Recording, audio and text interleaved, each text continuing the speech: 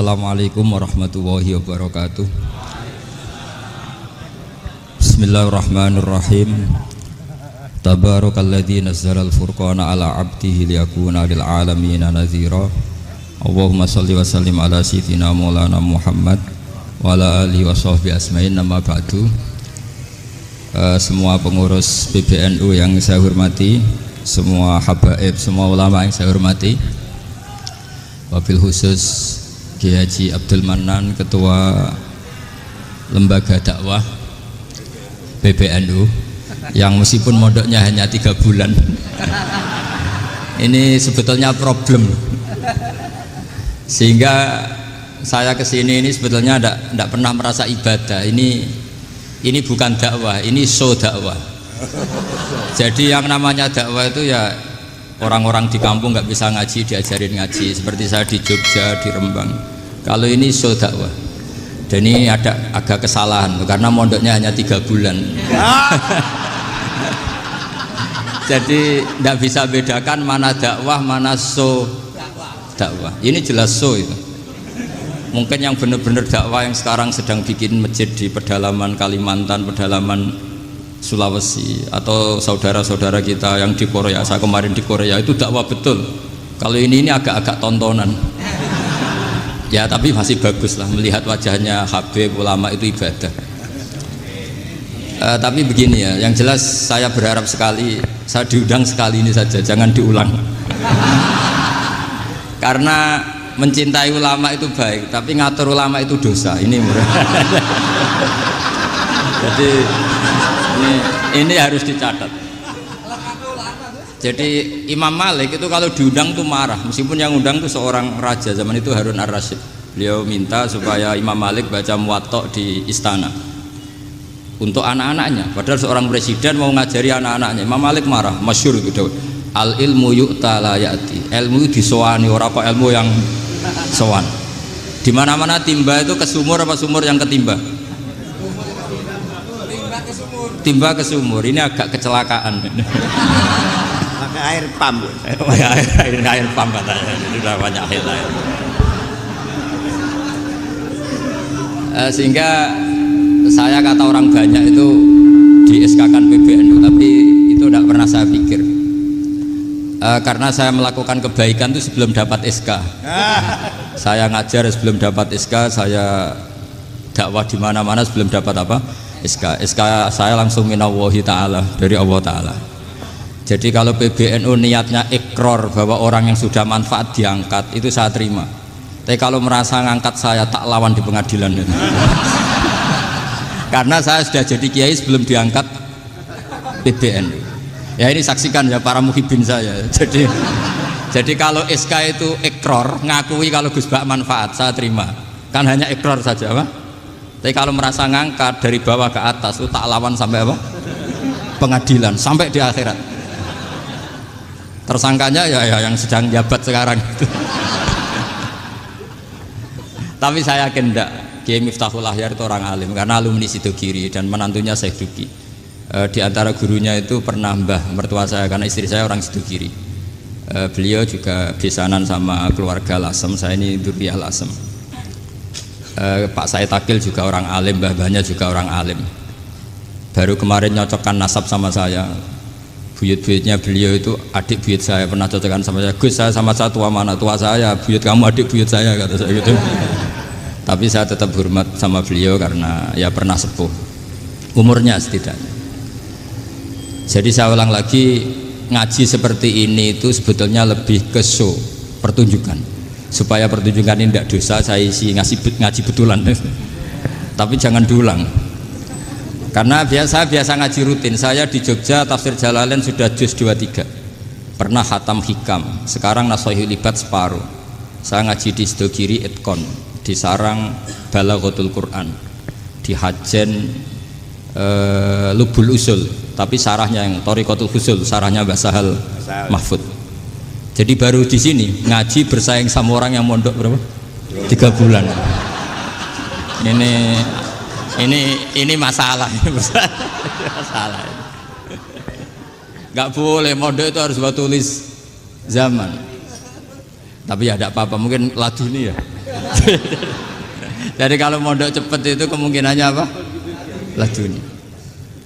Begini, tapi saya tertarik apa yang dikatakan Kiai Haji Abdul Manan tadi menyangkut kalimat tauhid. Saya ngaji di mana-mana bilang, kalau ngaji itu yang tahqiq itu detail. Detail itu bahasa Arabnya tahqiq. Jadi kita misalnya berpikir secara jernih, orang yang kafir 70 tahun itu pasti menjadi muslim karena melafadzkan la ilaha illallah. Dan itu bi ijma'il ulama. Semua ulama mengatakan demikian. Saya ulang lagi, itu bi ijma'il ulama. Karena mansus di Quran ada ayat kulil ladzina kafaru iyantahu yughfar lahum ma qad salaf. Kalau orang yang kafir 70 tahun bisa dihilangkan kekafirannya hanya dengan kalimat la ilaha illallah Muhammadur Rasulullah. Berarti kalimat ini statusnya apa? Penghilang kekafiran, apa? Penghilang kekafiran. Lalu ada kelompok yang mengatakan gara-gara kalimat la ilaha illallah dan pegang patok nisan itu orang menjadi kafir. Ini kan jadi paradok. Lafadz yang kita statuskan sebagai penghilang kekafiran dengan lafadz yang sama orang menjadi kafir. Itu nggak ketemu nalar. Mbok nalar paling apapun tetap nggak ketemu. Kecuali tadi ya dalilnya pokok ngotot tadi. Itu memang kacau itu. Tapi alhamdulillah mereka insya Allah ya sadar. Kamu jangan bayangkan mereka tidak sadar terus, berarti kamu doanya jelek. Bisa saja mereka sudah ingin sadar, berhubung digojlok ini terus nggak jadi sadar. Jadi jangan-jangan salah kita karena sering gojlok sehingga yang mau sadar jadi tidak apa? Nggak sadar. Saya tadi jam 10 sampai setengah 2 masih ngajar di pondok saya ngajar tafsir. Masih di Rembang sana saya. Terus saya ke Semarang, Delalah Muyassar. Ya mungkin agak-agak keramat, jadi tetap jam 3:15 saya bisa ketemu Habib Umar Hafid. Saya beberapa menit ya diskusi tentang manhaj beliau.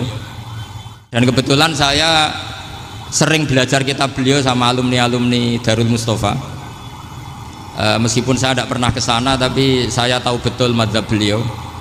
Karena al-arwah junudun apa? Mujannada. Begini, saya sering dingendikani Mbah Mun, politik tidak jelas itu bagian dari kejelasan. Ini yang perlu dicatat. Jadi politik tidak jelas itu bagian dari apa? Kejelasan. Misalnya begini, siapa yang mengira Khalid bin Walid yang sangat musuhi Rasulullah, dia panglima orang kafir ketika ngalahkan Rasulullah di perang Uhud, akhirnya Khalid bin Walid masuk apa? Islam. Begitu juga Wahsy, qatilu ahabbin nasi ila Rasulillah, pembunuh Said Hamzah, akhirnya juga masuk Islam. Begitu juga Abu Sufyan, dia pemimpin besar kafir Mekah ketika perang Badar, ketika perang Khandaq, akhirnya juga Islam dan menjadi mertua Rasulullah Shallallahu Alaihi Wasallam. Dari fakta ini kemudian banyak ulama alim yang ngambil sikap itu ya coro Jawa itu anggang-anggang itu nggak tegas, tapi nggak tegas dari rumusan ilmu yang detail. Saya ulang lagi, nggak tegas tapi dari rumusan ilmu yang apa? Detail. Bisa saja orang yang sekarang kafir suatu saat mukmin atau muslim. Bisa saja yang sekarang sedang fasik suatu saat soleh. Bisa saja yang mondok 3 bulan rois PB NU. Sementara yang mondok lama kadang Kiai RT. Tapi itu hanya hukum duniawi. Saya yakin yang Kiai RT ini PBNU di akhirat. Karena mondoknya lebih apa? Lama. Itu tak jamin. Saya juga berencana mimpin NU di akhirat saja, bukan di dunia. Makanya saya mohon SK itu berakhir muktamar mendatang. Karena saya sudah kiai sebelum diangkat. Makanya saya ulang-ulang, kalau pengangkatan itu niatnya ikrar, saya terima.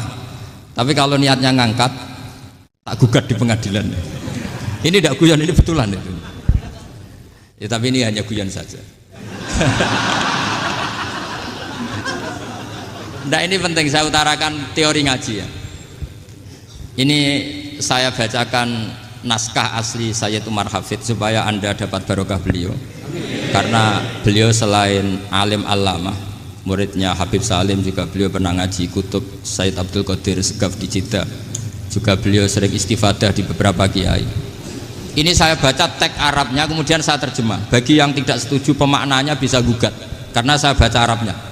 Yang nggak setuju pemaknanya bisa gugat, tapi tak jamin kalah karena saya paham betul teksnya maknanya seperti itu. Logikanya tadi ya, ketika Rasulullah ngambil sikap tegas kepada Qatilu Hamzah yaitu Wahsy, dan ketika Rasulullah ngambil sikap tegas pada orang-orang yang mengalahkan beliau di perang Uhud, kaifa yuflihu qaumun fa'alu bi anbiya'ihim hakadha, bagaimana mereka jadi orang benar atau orang yang dapat kebahagiaan kalau mereka perlakuannya seperti Nabi seperti ini, yaitu Nabi sujja wajhuh masyhur wa kusirat ruba, yaitu Nabi itu wajahnya terluka, gigi serinya tanggal. Orang-orang seperti ini tuh nggak akan bejo kalau orang Jawa, nggak akan falah. Tapi apa yang terjadi? Allah menurunkan ayat laisa laka minal amri syai'un aw yatuba 'alaihim aw yu'adzibahum. Muhammad itu bukan wilayah kamu ngecap orang, menstigmasi orang itu tidak wilayah kamu. Saya bisa saja mengampuni mereka atau menyiksa saya itu atau menyiksa mereka itu wilayah saya, kata Allah. Saya bisa saja mengampuni mereka atau menyiksa mereka itu wilayah saya. Sehingga akhirnya apa? Rasulullah tidak ngambil sikap yang mungkin orang lain mengatakan itu tidak tegas. Tapi itu kearifan. Betul, akhirnya Wahsy malah masuk Islam. Khalid bin Walid panglimanya juga masuk Islam. Dan beberapa orang kafir juga masuk Islam, termasuk mimbenihim, ketuanya yaitu Abu Sufyan. Ini penting saya utarakan. Makanya ini saya baca pembenaran dari konstruksi pikiran tadi. Nah ini supaya khas. Ini khasnya orang mondok 10 tahun nih. Jadi ini tak baca ini. Nah, biar jelas ini nanti tagnya persis ya, tidak saya rubah. Ini di kitabnya Habib Umar Hafid, namanya itu Taujihun Nabi Limardoti Bari. Kalau diterjemah ya mengarahkan orang yang sadar. Nabi itu orang yang sadar ya, sampai ini termasuk orang yang sadar. Limardoti Rabbi, menuju mendapat ridho Tuhan atau Allah Subhanahu wa taala. Saya baca tagnya ini di halaman 179. Ini tidak ada yang saya rubah, tidak saya kurangi. Bismillahirrahmanirrahim. Fala buddha an nuwattina qulubana ala annana khodamatu ahli hadal qaul wa yattali Allah min qulubina annana na'taqidu imkaniyata ayyasfa'a fi ahadina yaumal qiyamati man huwal ana kafirun yuslimu faya'lu sya'nu indal haqqi fayakunu sababan li kholasika fil qiyamah yumkinu dzalik. Jadi kita para dai, para kiai itu adalah khodamatu hadal kaun. Kita ini adalah pelayan alam raya ini yang selalu berharap alam ini akan lebih baik. Orang yang sekarang sedang kafir bisa saja nanti yang nyafaati kamu di akhirat, yaitu mereka masuk Islam lalu Islamnya lebih serius, akhirnya punya hak syafaat.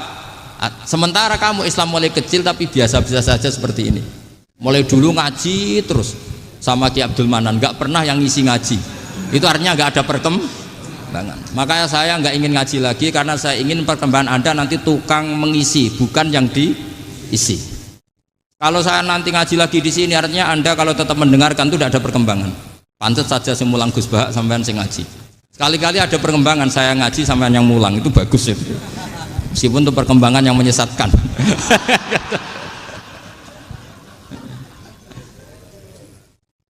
Ini penting saya utarakan. Ini dawuhnya Said Umar ya. Orang yang sekarang sedang kafir bisa saja orang ini nanti nyafaati kamu, yaitu beliau orang ini Islam, kemudian Islamnya serius, maka punya hak syafaat. Sementara kamu Islamnya biasa-biasa saja. Itu masyhur kayak Sayyidina Umar. Sayyidina Umar Islam di hari itu langsung makomnya makom yang a'la, sehingga mengalahkan yang sudah Islam lebih lama. Karena Islamnya Umar itu menjadi izzatul Islam betul. Makanya jangan benci orang tegas teman-teman, kadang ya ada baiknya. Abu Bakar itu sudah Islam tapi layinal janib, orangnya santun. Kalau dipisoi orang yang menengahi lah, kira-kira seperti itu. Begitu juga Bilal, Ammar, Suhaib. Singkat cerita, Rasulullah itu sering dibully ya, sering disiksa orang-orang kafir. Rasulullah berharap, wah kalau yang Islam gini terus repot. Melihat Umar ini petarung di pasar Uka, dia dapat uang itu kalau tarung, menangan. Kata Rasulullah, kalau ini yang Islam ya bagus. Beliau berdoa, Allahumma aizal Islam bi Umar. Itu kira-kira 2 hari dari doa beliau, Umar masuk Islam. Itu pertama masuk Islam itu orang-orang kafir diparani. Kalau kamu ganggu Rasulullah Muhammad tak bunuh. Semenjak itu orang kafir yang gentenan sembunyi. Sehingga kata para mereka yang Islam selalu jaya mut aslama Umar, ketika Umar masuk Islam. Itu dalam satu hari Islam itu Rasulullah sudah ngendikan Umar yang Islam sehari ini imannya kalau ditimbang separuh ahli dunia masih unggul sama Islamnya Umar.